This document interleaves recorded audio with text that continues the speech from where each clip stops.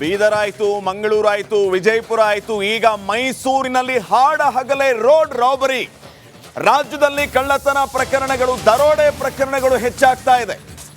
ATM ಆಯ್ತು, bank ಆಯ್ತು, ಈಗ ರೋಡ್ ರಾಬರಿ. ಮೈಸೂರು ಜಿಲ್ಲೆಯಲ್ಲಿ ಹಾಡ ಹಗಲೇ ರೋಡ್ ರಾಬರಿಯನ್ನ ನಡೆಸಿರೋದು. ಕಾರನ್ನ ಅಡ್ಡಗಟ್ಟಿ ರಾಬರಿ ನಡೆಸಿದ್ದಾರೆ ಮುಸುಕುಧಾರಿಗಳು. ಮೈಸೂರು ಜಿಲ್ಲೆಯ ಹಾರೋಹಳ್ಳಿ ಬಳಿ ನಡೆದಿರುವಂತಹ ಘಟನೆ ಇದು. 2 ಕಾರಲ್ಲಿ 4 ಮುಸುಕುಧಾರಿಗಳು ಬಂದಿದ್ರು. ಇವರು ಕೇವಲ ಹಣ ಮಾತ್ರ ಅಲ್ಲ, ಹಣದ ಜೊತೆಗೆ ಕಾರನ್ನೂ ಎಗರಿಸಿಕೊಂಡು ಎಸ್ಕೇಪ್ ಆಗಿದ್ದಾರೆ. ಈ ಬೀದರ್ನ ದರೋಡೆಯನ್ನ ತಾವು ಗಮನಿಸಿದ್ರಿ, ಮಂಗಳೂರಿನಲ್ಲಿ ಆದಂತಹ ಘಟನೆಯನ್ನ ಗಮನಿಸಿದ್ರಿ. ಈಗ ನೋಡಿ ರೋಡ್ ರಾಬರಿ ಎಷ್ಟರ ಮಟ್ಟಿಗಿದೆ. ಹಾಡ ಹಗಲೇ ರಾಜ್ಯದಲ್ಲಿ ಈಗ ಉತ್ತರ ಕೊಡಬೇಕು ಮುಖ್ಯಮಂತ್ರಿಗಳು, ಗೃಹ ಮಂತ್ರಿಗಳು. ಒಂದು ಘಟನೆ ಆದ ಮಾತ್ರಕ್ಕೆ ಕಾನೂನು ಸುವ್ಯವಸ್ಥೆ ಹಾಳಾಗಿದೆ ಅಂತ ಹೇಳೋದಕ್ಕಾಗತ್ತಾ ಅಂತ ಹೇಳಿದ್ರು. ಮತ್ತೆ ಮತ್ತೆ ಮತ್ತೆ ಮತ್ತೆ ಅದೇ ರೀತಿಯ ಘಟನೆಗಳು ಮರುಕಳಿಸ್ತಾ ಇವೆ. ಇವರಿಗೆ ಯಾರ ಭಯವೂ ಇಲ್ಲ. ಹಾಡ ಹಗಲೇ ನಡೀತಾ ಇರೋ ಘಟನೆ ಯಾವುದೋ ಮಧ್ಯರಾತ್ರಿನೋ ಜನ ಮಲಗಿದಾಗ ಆಗಿರುವಂತ ಘಟನೆಗಳಲ್ಲ ಇದು. ರಾಜಾರೋಷವಾಗಿ ಕೈಯಲ್ಲಿ ಲಾಂಗು, ಮಚ್ಚು, ಬಂದೂಕು ಹಿಡ್ಕೊಂಡು ಬರ್ತಾ ಇದ್ದಾರೆ ಬಿಂದಾಸ್ ಆಗಿ. ಇವರಿಗೆ ಯಾರ ಭಯನೂ ಇಲ್ಲ. ಹಾಡ ಹಗಲೇ ಬ್ಯಾಂಕ್ಗಳನ್ನ ದರೋಡೆ ಮಾಡ್ತಾ ಇದ್ದಾರೆ. ATM ವಾಹನವನ್ನ, ಅದರಲ್ಲಿದ್ದ ಹಣವನ್ನ ತಗೊಂಡು ಪರಾರಿ ಆಗ್ತಿದ್ದಾರೆ. ಈಗ ಈ ದೃಶ್ಯ ನೋಡಿ, ಹಾಡ ಹಗಲೇ ಕಾರನ್ನ ಅಡ್ಡಗಟ್ಟಿ ಮುಸುಕುದಾರಿಗಳ ಬಂದು ಹಣನೂ ದೋಚಿದ್ದಾರೆ, ಹಣದ ಜೊತೆಗೆ ಆ ಇನೋವಾ ಕಾರನ್ನೂ ತಗೊಂಡು ಪರಾರಿಯಾಗಿದ್ದಾರೆ. ಜೈಪುರ ಪೊಲೀಸರು ಈಗ ತನಿಖೆಯನ್ನ ಆರಂಭಿಸಿದ್ದಾರೆ. ಮೈಸೂರಿನಲ್ಲಿ ನಡೆದಿರುವಂತಹ ಒಂದು ಘಟನೆ ಇದು. ಈ ಬಗ್ಗೆ ಇನ್ನಷ್ಟು ಮಾಹಿತಿಯನ್ನ ನೀಡ್ತಾರೆ ನಮ್ಮ ಮೈಸೂರು ಪ್ರತಿನಿಧಿ ವಿನೋದ್. ಈಗ ನೇರ ಸಂಪರ್ಕದಲ್ಲಿ ವಿನೋದ್, ಗಮನಿಸ್ತಾ ಇದ್ದೀವಿ ಈ ರೀತಿಯ ಬೆಳವಣಿಗೆಗಳು, ಘಟನೆಗಳು ಆತಂಕಕ್ಕೆ ಕಾರಣ ಆಗ್ತಾ ಇರೋದು. ಈಗ ಜೈಪುರ ಪೊಲೀಸರ ತನಿಖೆ ಮತ್ತು ಈ ಘಟನೆಯ ಬಗ್ಗೆ ಏನೆಲ್ಲ ಅಪ್ಡೇಟ್ ಸಿಗ್ತಾ ಇದೆ?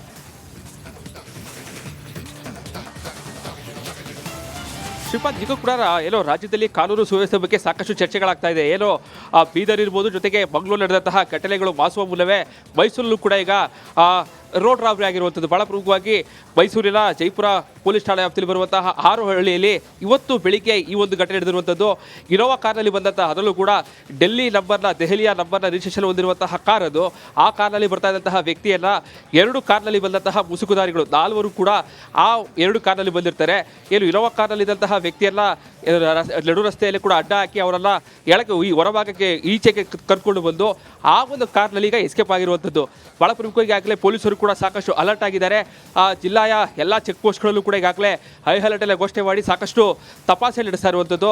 ಜೊತೆಗೆ ಈಗಾಗಲೇ ಪೊಲೀಸರು ಕೂಡ ಈಗಾಗಲೇ ಯಾರು ಆ ವ್ಯಕ್ತಿಯಲ್ಲಿದ್ದರೆ, ಕಾರ್ನ ಓಡಿಸ್ತಾ ಇದ್ದಂತಹ ವ್ಯಕ್ತಿಯಲ್ಲೂ ಕೂಡ ಈಗಾಗಲೇ ಪೊಲೀಸರು ವಿಚಾರಣೆ ಒಳಪಡಿಸಿದ್ದಾರೆ. ಈಗ ಸಿಗ್ತಾ ಇರುವಂತಹ ಮಾಹಿತಿಗಳ ಪ್ರಕಾರವಾಗಿ ಕೇರಳ ಮೂಲದ ವ್ಯಕ್ತಿ ಅಂತೇಳಿ ತಿಳಿದು ಬರ್ತಾ ಇದೆ. ಜೊತೆಗೆ ಈಗಾಗಲೇ ಈ ಒಂದು ಕಾರನ್ನು ತೆಗೆದುಕೊಂಡು ಹೋಗೋದಕ್ಕೆ, ಜೊತೆಗೆ ಏಕಾಏಕಿ ರಸ್ತೆಯಲ್ಲಿ ಈ ರೀತಿಯಾಗಿ ರೋಡ್ ರಾಬರಿ ಮಾಡೋದಕ್ಕೂ ಕೂಡ ಕಾರಣವನ್ನು ಪೊಲೀಸರು ಕೂಡ ಹುಡುಕ್ತಾ ಇದ್ದಾರೆ. ಈಗಾಗಲೇ ಜಿಲ್ಲಾ SP ವಿಷ್ಣುವರು ಕೂಡ ಈಗಾಗಲೇ ಸ್ಥಳಕ್ಕೆ ತೆರಳಿ ಸಾಕಷ್ಟು ವಿಚಾರಣೆ ನಡೆಸ್ತಾ ಇದ್ದಾರೆ. ಇದು ಈ ಮುಂಜಾನೆ ಏಕಾಏಕಿ ಈ ರೀತಿಯಾದಂತಹ, ಅದು ಕೂಡ ಮೈಸೂರು CM ತವರು ಜಿಲ್ಲೆ, ಈ ರೀತಿಯಾದಂತಹ ಘಟನೆ ನಡೆದಿರೋದಕ್ಕೆ ಸಾಕಷ್ಟು ಚರ್ಚೆಗಳು ಕೂಡ ನಡೀತಾ ಇರುವಂಥದ್ದು. ಏಕಾಏಕಿ ರಸ್ತೆಯಲ್ಲಿ ಈ ರೀತಿಯಾದಂಥ ಏನಾದ್ರು ಹಣಕಾಸಿನ ವ್ಯವಹಾರ ಇತ್ತಾ, ಅಥವಾ ಬೇರೆ ಯಾವ್ದಾರ ಇಲ್ಲಿ ತರವಾದಂತಹ ಕೃತ್ಯ ಎಸೋದಕ್ಕೆ ಈ ರೀತಿಯಾಗಿ ಮಾಡಿದ್ದಾರೆ ಅನ್ನೋದು ಕೂಡ ಈಗಾಗಲೇ ಪೊಲೀಸರು ಕೂಲಂಕುಷವಾಗಿ ಆ ತನಿಖೆಯನ್ನು ನಡೆಸ್ತಾ ಇರುವಂಥದ್ದು. ಶ್ರೀಪಾದ್, ವಿನೋದ್, ಎಕ್ಸಾಕ್ಟ್ಲಿ ಎಲ್ಲಿ ನಡೆದಂತಹ ಘಟನೆ ಇದು? ಈಗ ಸುತ್ತಲೂ ಆ ಪ್ಲೇಸ್ ಅನ್ನ ನೋಡ್ತಾ ಇದ್ರೆ ಜನ ಇದ್ದಾರೆ, ಸಿಟಿಗೆ ಹೊಂದ್ಕೊಂಡಂತೆ ಈ ಘಟನೆ ಆಗಿರಬಹುದು ಅಂತ ಅನಿಸ್ತಾ ಇದೆ. ಇದರ ಜೊತೆಗೆ ಇನ್ನೊಂದು ಸಂಶಯ ಕಾಡ್ತಾ ಇರೋದಂತಂದ್ರೆ, ಪರಿಚಿತರು ಎಲ್ಲರೂ ಕೂಡ ಇವರು ಯಾವುದೋ ಒಂದು ವ್ಯವಹಾರಕ್ಕಾಗಿ ಏನೋ ಮಿಸ್ಕಮ್ಯುನಿಕೇಟ್ ಆಗಿ ಈ ರೀತಿ ಮಾಡಿರಬಹುದು ಅನ್ನುವಂತಹ ಊಹೆ ಕೂಡ. ಈ ಬಗ್ಗೆ ಪೊಲೀಸರು ಯಾವ ನಿಟ್ಟಿನಲ್ಲಿ ತನಿಖೆಯನ್ನು ಮಾಡ್ತಿದ್ದಾರೆ ಅಂತ? ಎಕ್ಸಾಕ್ಟ್ಲಿ ಶ್ರೀಪಾದ್, ನಿಜಕ್ಕೂ ಕೂಡ ಅವರು ಇಬ್ಬರಿಗೂ ಕೂಡ ಪರಿಚಿತರಾಗಿದ್ದರ, ಅಥವಾ ಯಾವ ರೀತಿಯಾದಂತಹ ವ್ಯವಹಾರಗಳು ನಡೆಸ್ತಾ ಇದ್ರು? ಕೇರಳ ಮೂಲನ ಕಾರಣಕ್ಕೆ ಮೈಸೂರಿನ ಹಾರೋಹಳ್ಳಿ, ಸೊ ಆ ಮೂಲಕವಾಗಿ ಕೇರಳಗೆ ಹೋಗ್ತಾ ಇದ್ರು ಅನ್ನುವಂತಹ ಮಾಹಿತಿಗಳು ಲಭ್ಯ ಆಗ್ತಾ ಇದೆ.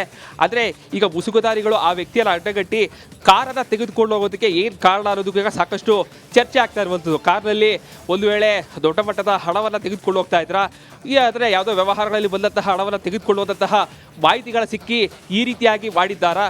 ಇದೆಲ್ಲದರ ಬಗ್ಗೆ ಕೂಲಂಕುಷವಾಗಿ ಪೊಲೀಸರು ಕೂಡ ತನಿಖೆ ನಡೆಸ್ತಾ ಇರುವಂಥದ್ದು. ಈಗಾಗಲೇ ಕೇರಳ ಅಂತಿದ್ದಾಗೆ ಒಂದು ರೀತಿಯಲ್ಲಿ ಏನೋ HD ಕೋಟೆ ಭಾಗದಿಂದ ಕೇರಳಕ್ಕೆ ಹೋಗೋದಕ್ಕೆ ಭಾಳ ಹತ್ತಿರ ಆಗುತ್ತೆ. ಸೊ ಹೀಗಾಗಿ ದೆಹಲಿ ಮೂಲದ ವ್ಯಕ್ತಿ ಇಲ್ಲಿ ಮೈಸೂರಿಗೆ ಬಂದ ಸಂದರ್ಭದಲ್ಲಿ ಯಾವ ರೀತಿಯಾದಂತಹ ವ್ಯಾಪಾರ ವಹಿವಾಟಿತ್ತ, ಜೊತೆಗೆ ಆ ವ್ಯಕ್ತಿ ಕೊಡ್ತಾ ಇರುವಂತಹ ಮಾಹಿತಿಗಳು ಈಗ ಸಾಕಷ್ಟು ಪ್ರಾಮುಖ್ಯತೆಯನ್ನು ಪಡೆದುಕೊಳ್ತಾ ಹೋಗುತ್ತೆ. ಒಂದು ವೇಳೆ ಆ ವ್ಯಕ್ತಿಗೆ ಗೊತ್ತಿರುವಂಥವರೇ ಈ ರೀತಿಯಾಗಿ ರೋಡ್ ರಾಬರಿಯನ್ನು ಮಾಡಿದ್ರ ಇದಕ್ಕೆ ಯಾವ ರೀತಿಯಾದಂತಹ ಕಾರಣಗಳಿದೆ, ಇದೆಲ್ಲವನ್ನು ಕೂಡ ಪೊಲೀಸರು ಕೂಡ ಸಾಕಷ್ಟು ಕೂಲಂಕುಷವಾಗಿ ಒಂದು ತನಿಖೆ ನಡೆಸ್ತಾ ಇರುವಂಥದ್ದು. ಜೊತೆಗೆ ಆ ವ್ಯಕ್ತಿಯನ್ನು ಈಚೆ ಹಾಕಿ ಕಾರನ್ನು ತೆಗೆದುಕೊಡುವಂಥ ಕೇವಲ ಇಲ್ಲೇ ಇದ್ದಂತಹ ಕಾರಲ್ಲಿದ್ದಂತಹ ಸಾಕಷ್ಟು ಜನ ಆ ರಸ್ತೆಯಲ್ಲಿ ಓಡಾಡುವಂಥವರು ಕೂಡ ಒಂದಷ್ಟು ವಿಜುವಲ್ಸ್ಗಳನ್ನು ಮಾಡ್ಕೊಂಡಿದ್ದಾರೆ. ಸೊ ಹೀಗಾಗಿ ಆ ಪ್ರಕರಣದ ಸಂಬಂಧಪಟ್ಟ ಹಾಗೆ ಸಾಕಷ್ಟು ಚರ್ಚೆಗಳು ನಡೀತಾ ಇರುವಂಥದ್ದು. ಜೊತೆಗೆ ಇಲ್ಲೂ ಕೂಡ ಪೊಲೀಸರು ಸಾಕಷ್ಟು ಈ ಪ್ರಕರಣದ ಬಗ್ಗೆ ತನಿಖೆ ನಡೆಸ್ತಾ ಇರುವಂಥದ್ದು. Shripad. Okay, thank you Vinod. Bidar ಆಯ್ತು, ಮಂಗಳೂರು ಆಯ್ತು, ವಿಜಯಪುರ ಆಯ್ತು, ಈಗ ಮೈಸೂರಿನಲ್ಲಿ ಹಾಡ ಹಗಲೇ ರೋಡ್ ರಾಬರಿ. ರಾಜ್ಯದಲ್ಲಿ ಕಳ್ಳತನ ಪ್ರಕರಣಗಳು, ದರೋಡೆ ಪ್ರಕರಣಗಳು ಹೆಚ್ಚಾಗ್ತಾ ಇದೆ. ATM ಆಯ್ತು, ಬ್ಯಾಂಕ್ ಆಯ್ತು, ಈಗ ರೋಡ್ ರಾಬರಿ.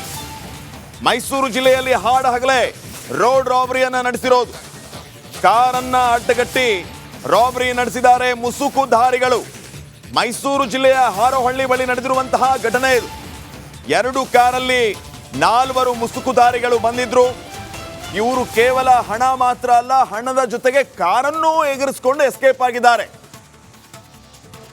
ಈ ಬೀದರ್ನ ದರೋಡೆಯನ್ನ ತಾವು ಗಮನಿಸಿದ್ರಿ, ಮಂಗಳೂರಿನಲ್ಲಿ ಆದಂತಹ ಘಟನೆಯನ್ನ ಗಮನಿಸಿದ್ರಿ. ಈಗ ನೋಡಿ ರೋಡ್ ರಾಬರಿ ಎಷ್ಟರ ಮಟ್ಟಿಗಿದೆ. ಹಾಡ ಹಗಲೇ ರಾಜ್ಯದಲ್ಲಿ ಈಗ ಉತ್ತರ ಕೊಡಬೇಕು ಮುಖ್ಯಮಂತ್ರಿಗಳು, ಗೃಹ ಮಂತ್ರಿಗಳು. ಒಂದು ಘಟನೆ ಆದ ಮಾತ್ರಕ್ಕೆ ಕಾನೂನು ಸುವ್ಯವಸ್ಥೆ ಹಾಳಾಗಿದೆ ಅಂತ ಹೇಳೋದಕ್ಕಾಗತ್ತಾ ಅಂತ ಹೇಳಿದ್ರು. ಮತ್ತೆ ಮತ್ತೆ ಮತ್ತೆ ಮತ್ತೆ ಅದೇ ರೀತಿಯ ಘಟನೆಗಳು ಮರುಕಳಿಸ್ತಾ ಇವೆ. ಇವರಿಗೆ ಯಾರ ಭಯವೂ ಇಲ್ಲ. ಹಾಡ ಹಗಲೇ ನಡೀತಾ ಇರೋ ಘಟನೆ ಯಾವುದೋ ಮಧ್ಯರಾತ್ರಿನೋ ಜನ ಮಲಗಿದಾಗ ಆಗಿರುವಂತ ಘಟನೆಗಳಲ್ಲ ಇದು. ರಾಜಾರೋಷವಾಗಿ ಕೈಯಲ್ಲಿ ಲಾಂಗು, ಮಚ್ಚು, ಬಂದೂಕು ಹಿಡ್ಕೊಂಡು ಬರ್ತಾ ಇದ್ದಾರೆ ಬಿಂದಾಸ್ ಆಗಿ. ಇವರಿಗೆ ಯಾರ ಭಯನೂ ಇಲ್ಲ. ಹಾಡ ಹಗಲೇ ಬ್ಯಾಂಕ್ಗಳನ್ನ ದರೋಡೆ ಮಾಡ್ತಾ ಇದ್ದಾರೆ. ATM ವಾಹನವನ್ನ, ಅದರಲ್ಲಿದ್ದ ಹಣವನ್ನ ತಗೊಂಡು ಪರಾರಿ ಆಗ್ತಿದ್ದಾರೆ. ಈಗ ಈ ದೃಶ್ಯ ನೋಡಿ, ಹಾಡ ಹಗಲೇ ಕಾರನ್ನ ಅಡ್ಡಗಟ್ಟಿ ಮುಸುಕುದಾರಿಗಳ ಬಂದು ಹಣನೂ ದೋಚಿದ್ದಾರೆ, ಹಣದ ಜೊತೆಗೆ ಆ ಇನೋವಾ ಕಾರನ್ನೂ ತಗೊಂಡು ಪರಾರಿಯಾಗಿದ್ದಾರೆ. ಜೈಪುರ ಪೊಲೀಸರು ಈಗ ತನಿಖೆಯನ್ನ ಆರಂಭಿಸಿದ್ದಾರೆ.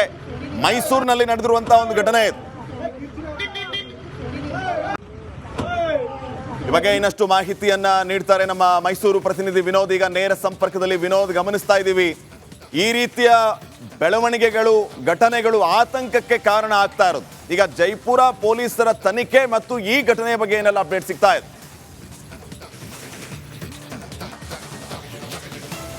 ಶ್ರೀಪಾದ್, ಈಗ ಕೂಡ ಏನೋ ರಾಜ್ಯದಲ್ಲಿ ಕಾನೂನು ಸುವ್ಯವಸ್ಥೆ ಬಗ್ಗೆ ಸಾಕಷ್ಟು ಚರ್ಚೆಗಳಾಗ್ತಾ ಇದೆ. ಏನೋ ಬೀದರ್ ಇರ್ಬೋದು, ಜೊತೆಗೆ ಮಂಗಳೂರು ನಡೆದಂತಹ ಘಟನೆಗಳು ಮಾಸುವ ಮೂಲವೇ ಮೈಸೂರಲ್ಲೂ ಕೂಡ ಈಗ ರೋಡ್ ರಾಬರಿ ಆಗಿರುವಂಥದ್ದು. ಭಾಳ ಪ್ರಮುಖವಾಗಿ ಮೈಸೂರಿನ ಜೈಪುರ ಪೊಲೀಸ್ ಠಾಣೆ ವ್ಯಾಪ್ತಿಯಲ್ಲಿ ಬರುವಂತಹ ಹಾರೋಹಳ್ಳಿಯಲ್ಲಿ ಇವತ್ತು ಬೆಳಿಗ್ಗೆ ಈ ಒಂದು ಘಟನೆ ನಡೆದಿರುವಂಥದ್ದು. ಇನೋವಾ ಕಾರ್ನಲ್ಲಿ ಬಂದಂತಹ, ಅದರಲ್ಲೂ ಕೂಡ ದೆಹಲಿಯ ನಂಬರ್ನ ರಿಜಿಸ್ಟ್ರೇಷನ್ ಹೊಂದಿರುವಂತಹ ಕಾರ್ ಅದು. ಆ ಕಾರ್ನಲ್ಲಿ ಬರ್ತಾ ಇದ್ದಂತಹ ವ್ಯಕ್ತಿಯನ್ನು 2 ಕಾರ್ನಲ್ಲಿ ಬಂದಂತಹ ಮುಸುಕುದಾರಿಗಳು 4 ಕೂಡ ಆ 2 ಕಾರ್ನಲ್ಲಿ ಬಂದಿರ್ತಾರೆ. ಏನು ಇನೋವಾ ಕಾರ್ನಲ್ಲಿದ್ದಂತಹ ವ್ಯಕ್ತಿಯನ್ನ ನಡು ರಸ್ತೆಯಲ್ಲಿ ಕೂಡ ಅಡ್ಡ ಹಾಕಿ ಅವರನ್ನ ಎಳಕ್ಕೆ ಈ ಹೊರಭಾಗಕ್ಕೆ ಈಚೆಗೆ ಕರ್ಕೊಂಡು ಬಂದು ಆ ಒಂದು ಕಾರ್ನಲ್ಲಿ ಈಗ ಎಸ್ಕೇಪ್ ಆಗಿರುವಂಥದ್ದು. ಭಾಳ ಪ್ರಮುಖವಾಗಿ ಈಗಾಗಲೇ ಪೊಲೀಸರು ಕೂಡ ಸಾಕಷ್ಟು ಅಲರ್ಟ್ ಆಗಿದ್ದಾರೆ. ಜಿಲ್ಲೆಯ ಎಲ್ಲ ಚೆಕ್ ಪೋಸ್ಟ್ಗಳಲ್ಲೂ ಕೂಡ ಈಗಾಗಲೇ ಹೈ ಅಲರ್ಟ್ ಎಲ್ಲ ಘೋಷಣೆ ಮಾಡಿ ಸಾಕಷ್ಟು ತಪಾಸಣೆ ನಡೆಸ್ತಾ ಇರುವಂಥದ್ದು. ಜೊತೆಗೆ ಈಗಾಗಲೇ ಪೊಲೀಸರು ಕೂಡ ಈಗಾಗಲೇ ಯಾರು ಆ ವ್ಯಕ್ತಿಯಲ್ಲಿದ್ದರೆ ಕಾರ್ನ ಓಡಿಸ್ತಾ ಇದ್ದಂತಹ ವ್ಯಕ್ತಿಯಲ್ಲೂ ಕೂಡ ಈಗಾಗಲೇ ಪೊಲೀಸರು ವಿಚಾರಣೆ ಒಳಪಡಿಸಿದ್ದಾರೆ. ಈಗ ಸಿಗ್ತಾ ಇರುವಂತಹ ಮಾಹಿತಿಗಳ ಪ್ರಕಾರವಾಗಿ ಕೇರಳ ಮೂಲದ ವ್ಯಕ್ತಿ ಅಂತೇಳಿ ತಿಳಿದು ಬರ್ತಾ ಇದೆ.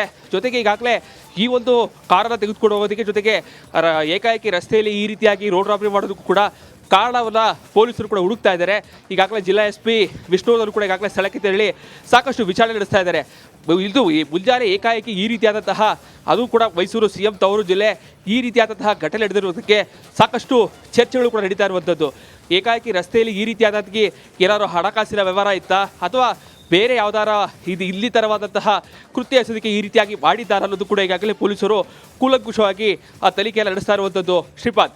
ವಿನೋದ್, ಎಕ್ಸಾಕ್ಟ್ಲಿ ಎಲ್ಲಿ ನಡೆದಂತಹ ಘಟನೆ ಇದು? ಈಗ ಸುತ್ತಲೂ ಆ ಪ್ಲೇಸ್ ಅನ್ನ ನೋಡ್ತಾ ಇದ್ರೆ ಜನ ಇದ್ದಾರೆ, ಸಿಟಿಗೆ ಹೊಂದ್ಕೊಂಡಂತೆ ಈ ಘಟನೆ ಆಗಿರಬಹುದು ಅಂತ ಅನಿಸ್ತಾ ಇದೆ. ಇದರ ಜೊತೆಗೆ ಇನ್ನೊಂದು ಸಂಶಯ ಕಾಡ್ತಾ ಇರೋದಂತಂದ್ರೆ, ಪರಿಚಿತರು ಎಲ್ಲರೂ ಕೂಡ ಇವರು ಯಾವುದೋ ಒಂದು ವ್ಯವಹಾರಕ್ಕಾಗಿ ಏನೋ ಮಿಸ್ಕಮ್ಯುನಿಕೇಟ್ ಆಗಿ ಈ ರೀತಿ ಮಾಡಿರಬಹುದು ಅನ್ನುವಂತಹ ಊಹೆ ಕೂಡ. ಈ ಬಗ್ಗೆ ಪೊಲೀಸರು ಯಾವ ನಿಟ್ಟಿನಲ್ಲಿ ತನಿಖೆಯನ್ನು ಮಾಡ್ತಿದ್ದಾರೆ ಅಂತ?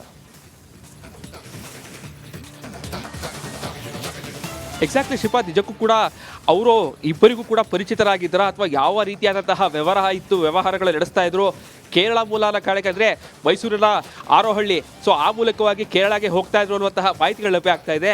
ಆದರೆ ಈಗ ಮುಸುಗುಧಾರಿಗಳು ಆ ವ್ಯಕ್ತಿಯನ್ನು ಅಡ್ಡಗಟ್ಟಿ ಕಾರನ್ನು ತೆಗೆದುಕೊಂಡು ಹೋಗೋದಕ್ಕೆ ಏನು ಕಾರಣ ಅನ್ನೋದಕ್ಕೂ ಈಗ ಸಾಕಷ್ಟು ಚರ್ಚೆ ಆಗ್ತಾ ಇರುವಂಥದ್ದು. ಕಾರ್ನಲ್ಲಿ ಒಂದು ವೇಳೆ ದೊಡ್ಡ ಮಟ್ಟದ ಹಣವನ್ನು ತೆಗೆದುಕೊಂಡು ಹೋಗ್ತಾ ಇದ್ರಾ, ಆದರೆ ಯಾವುದೋ ವ್ಯವಹಾರಗಳಲ್ಲಿ ಬಂದಂತಹ ಹಣವನ್ನು ತೆಗೆದುಕೊಂಡು ಹೋದಂತಹ ಮಾಹಿತಿಗಳ ಸಿಕ್ಕಿ ಈ ರೀತಿಯಾಗಿ ಮಾಡಿದ್ದಾರಾ, ಇದೆಲ್ಲದರ ಬಗ್ಗೆ ಕೂಲಂಕುಷವಾಗಿ ಪೊಲೀಸರು ಕೂಡ ತನಿಖೆ ನಡೆಸ್ತಾ ಇರುವಂಥದ್ದು. ಈಗಾಗಲೇ ಕೇರಳ ಅಂತಿದ್ದಾಗೆ ಒಂದು ರೀತಿಯಲ್ಲಿ ಏನೋ HD ಕೋಟೆ ಭಾಗದಿಂದ ಕೇರಳಕ್ಕೆ ಹೋಗೋದಕ್ಕೆ ಭಾಳ ಹತ್ತಿರ ಆಗುತ್ತೆ. ಸೊ ಹೀಗಾಗಿ ದೆಹಲಿ ಮೂಲದ ವ್ಯಕ್ತಿ ಇಲ್ಲಿ ಮೈಸೂರಿಗೆ ಬಂದ ಸಂದರ್ಭದಲ್ಲಿ ಯಾವ ರೀತಿಯಾದಂತಹ ವ್ಯಾಪಾರ ವಹಿವಾಟಿತ್ತ, ಜೊತೆಗೆ ಆ ವ್ಯಕ್ತಿ ಕೊಡ್ತಾ ಇರುವಂತಹ ಮಾಹಿತಿಗಳು ಈಗ ಸಾಕಷ್ಟು ಪ್ರಾಮುಖ್ಯತೆಯನ್ನು ಪಡೆದುಕೊಳ್ತಾ ಹೋಗುತ್ತೆ. ಒಂದು ವೇಳೆ ಆ ವ್ಯಕ್ತಿಗೆ ಗೊತ್ತಿರುವಂಥವರೇ ಈ ರೀತಿಯಾಗಿ ರೋಡ್ ರಾಬರಿಯನ್ನು ಮಾಡಿದ್ರ, ಇದಕ್ಕೆ ಯಾವ ರೀತಿಯಾದಂತಹ ಕಾರಣಗಳಿದೆ, ಇದೆಲ್ಲವನ್ನು ಕೂಡ ಪೊಲೀಸರು ಕೂಡ ಸಾಕಷ್ಟು ಕೂಲಂಕುಷವಾಗಿ ಒಂದು ತನಿಖೆ ನಡೆಸ್ತಾ ಇರುವಂಥದ್ದು.